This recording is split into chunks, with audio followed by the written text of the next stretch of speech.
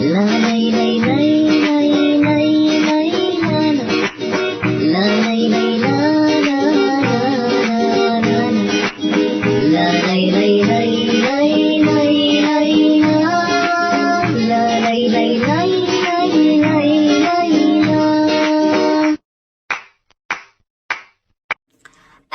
عليكم ورحمة الله وبركاته، والصلاة والسلام على خير الأنام سيدنا محمد عليه أفضل الصلاة والسلام. حلقة اليوم خاصة بطلبة وطالبات الصف الخامس الابتدائي. هشرح مادة الدراسات الاجتماعية، المنهج الجديد الترم الثاني. هناخد الدرس الثاني بعنوان مصر في عصري البطالمة والرومان. قبل ما نبدأ الشرح ياريت ما تنساش دعم القناة باللايك، وكمان الاشتراك في القناة من خلال العلامة الحمراء أسفل الفيديو، وتفعيل زر الجرس على الكل علشان توصل لكم كل الأخبار والإشعارات الجديدة. صلوا صلوا صلوا على رسول الله، صلوا صلوا صلوا على رسول الله. أولا، حكم الإسكندر الأكبر لمصر. قبل ما نتكلم لازم نعرف مين هو ده الإسكندر الأكبر. الإسكندر الأكبر ده قائد يوناني حكم مصر هو وخلفائه، الناس اللي معاه قد إيه؟ احفظ معايا 3 قرون، يعني 300 سنة، من عام 332 قبل الميلاد لغاية عام 30 قبل الميلاد. قرر الإسكندر الأكبر ده إن هو يسيطر على مصر. طب اشمعنى مصر اللي عايز ياخدها؟ احفظ معايا بقى السؤال ده لأن بيجيلك بما تفسر ليه الإسكندر الأكبر فكر في مصر. علشان كان عاوز يوسع إمبراطوريته ويأمن الغذاء للجيش بتاعه، باعتبار أن مصر أكبر مصدر لإنتاج القمح في العالم القديم كله. يبقى نحفظ الإجابة. الإسكندر قرر ياخد مصر ليه؟ توسيع إمبراطوريته وتأمين الغذاء لجيشه، باعتبار أن مصر أكبر مصدر لإنتاج القمح في العالم القديم. تعالوا نتعرف على أهم أعمال الإسكندر الأكبر. أول حاجة، أظهر احترامه للديانة المصرية. كان راجل محترم جدا، بيحترم الديانة المصرية علشان يتقبل المصريون حكمه. فزار معبد الإله آمون بواحد سيون.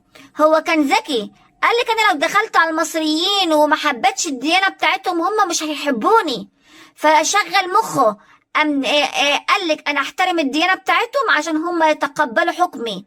وكمان راح زار معبد الإله آمون بواحد سيوة. استكفى بكده؟ لا، عمل كمان. شوف عمل إيه. شرع في التخطيط لبناء مدينة الإسكندرية عشان يجعلها عاصمة للبلاد. يبقى هو اللي خطط مدينة الإسكندرية وعملها بعد كده عاصمة لمصر. مات أو توفي الإسكندر الأكبر سنة 323 قبل الميلاد. ومن اللي مسك بعده على طول؟ مسك بعده بطليموس الأول، هو اللي أخذ حكم مصر بعد الإسكندر الأكبر. صلوا صلوا صلوا على رسول الله، صلوا صلوا صلوا على رسول الله. تعالوا بينا نتكلم على أهم جزئية في درسنا النهاردة، وهو حكم البطالمة لمصر.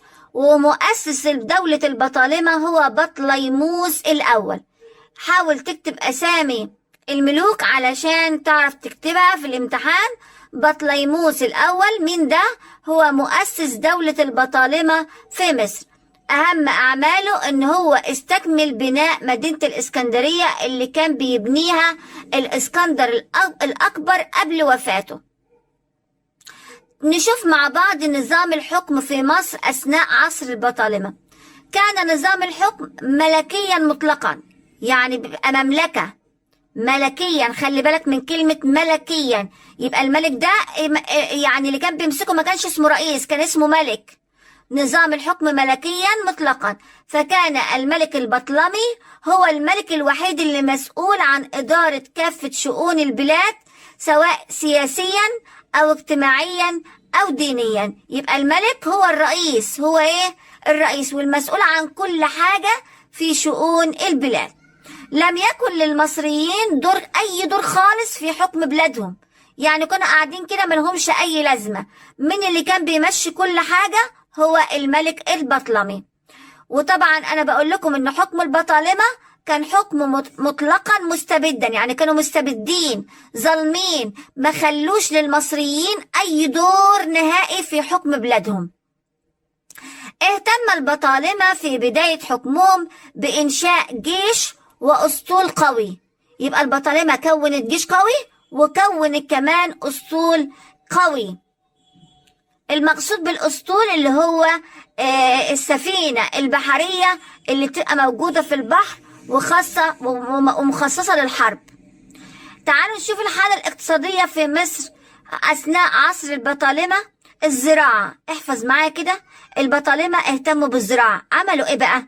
راحوا حفروا الترع، حفروا القنوات، دخلوا محاصيل جديدة زي العنب والزيتون، عملوا آلات زراعية جديدة زي الساقية، وكمان تم استيراد سلالات جديدة من الحيوانات.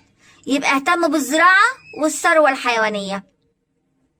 أما بالنسبة للصناعة، اهتم البطالمة في الصناعة، فازدهرت بعض الصناعات زي صناعة الزيوت وصناعة المنسوجات وصناعة الزجاج والعطور.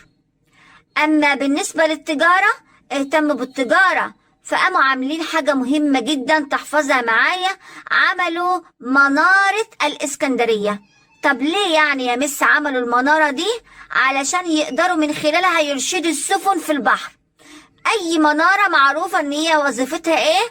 إرشاد السفن في البحر، بتعرفهم الطريق. فرضوا كمان الرسوم على التجارة الخارجية. هنتكلم عن الحياة الثقافية في عصر البطالمة. الثقافية اللي هي المقصود بالتعليم يعني. عملوا إيه؟ أسسوا مكتبة الإسكندرية، وضمت مكتبة الإسكندرية الكثير من الكتب في مختلف فروع المعرفة، وكانت أكثر المكتبات شهرة في العالم القديم. يبقى كانت أشهر مكتبة هي مكتبة الإيه؟ الإسكندرية، وده يعتبر رسم تخيلي ليها. البطالمة كمان بنوا جامعة الإسكندرية، بنوا جامعة إيه؟ الإسكندرية، والجامعة دي كان فيها كافة العلوم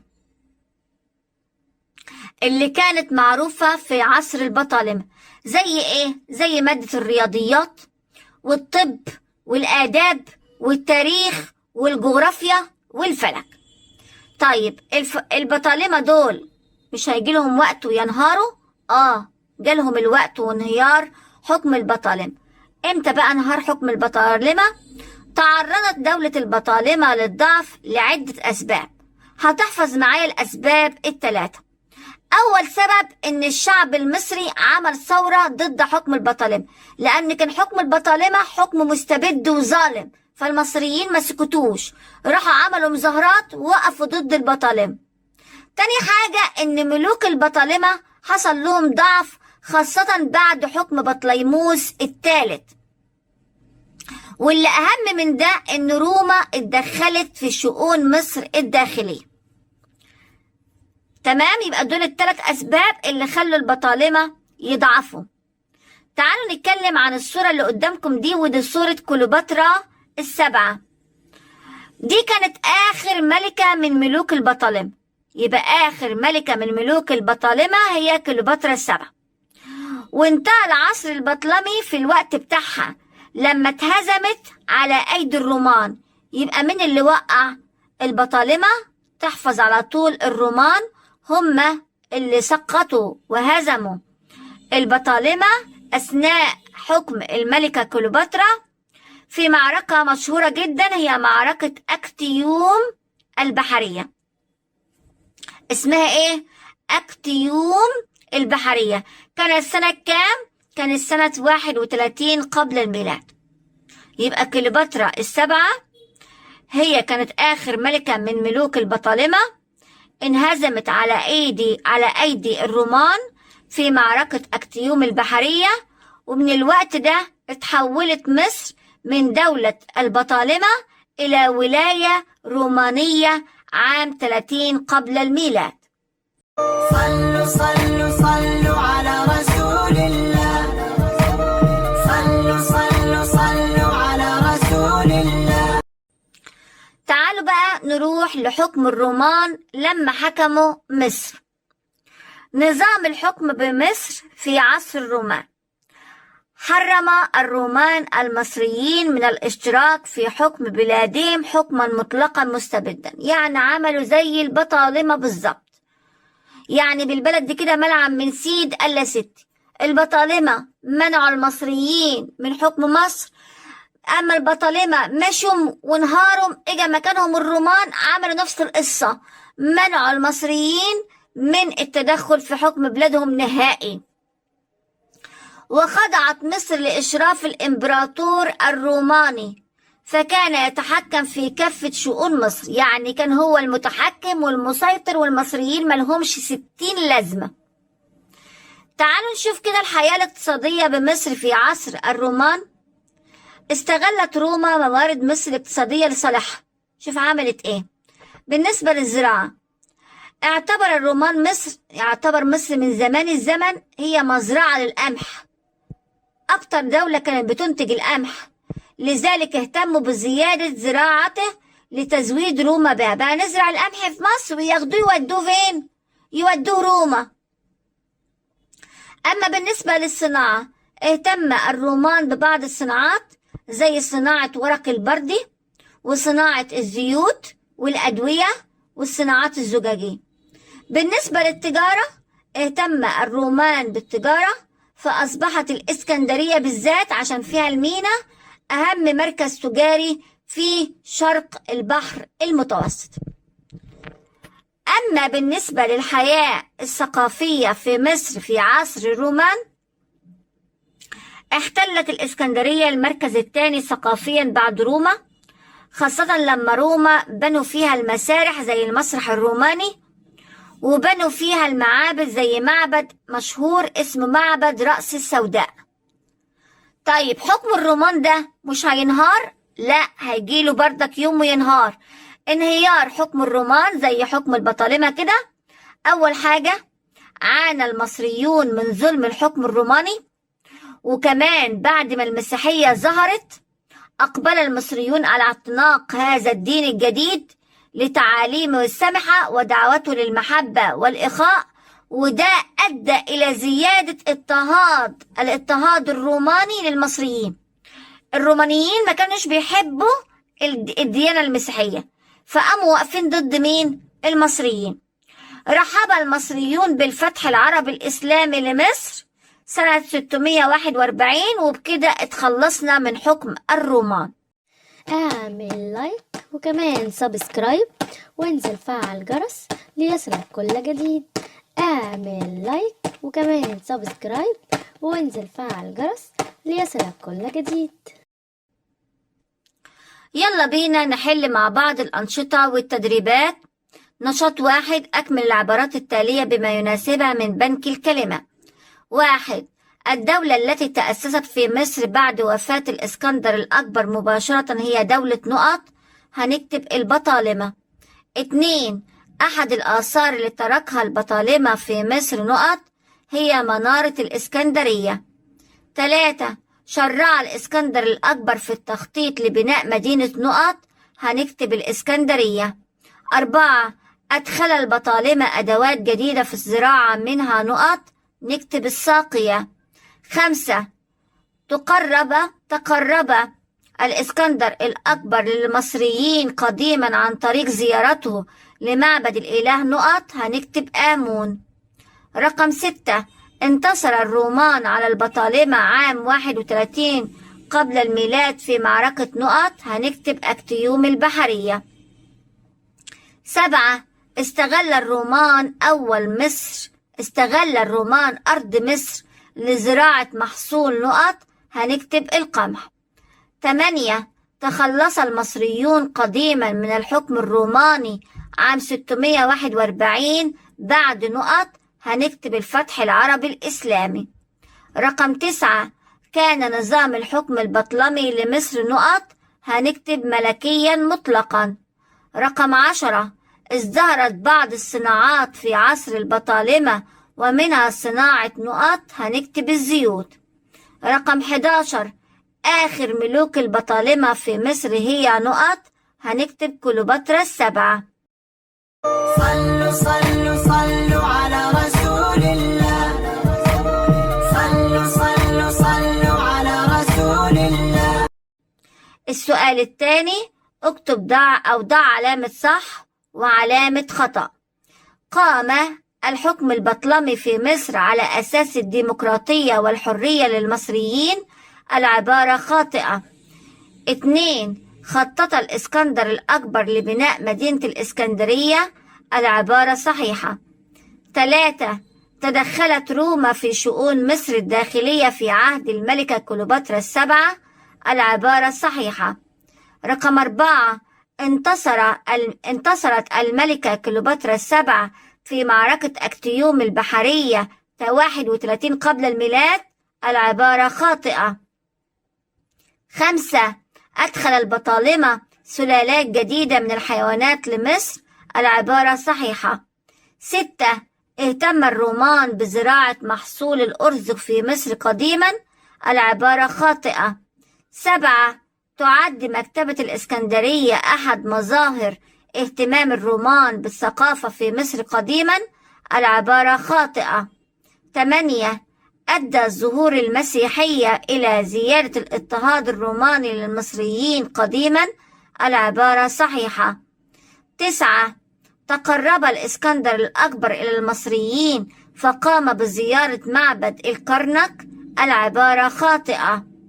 10 يعتبر الملك بطليموس الأول مؤسس دولة البطالمة في مصر قديما، العبارة صحيحة. رقم 11 أصبحت الإسكندرية أهم مركز تجاري في شرق البحر المتوسط في عصر الرومان، العبارة صحيحة.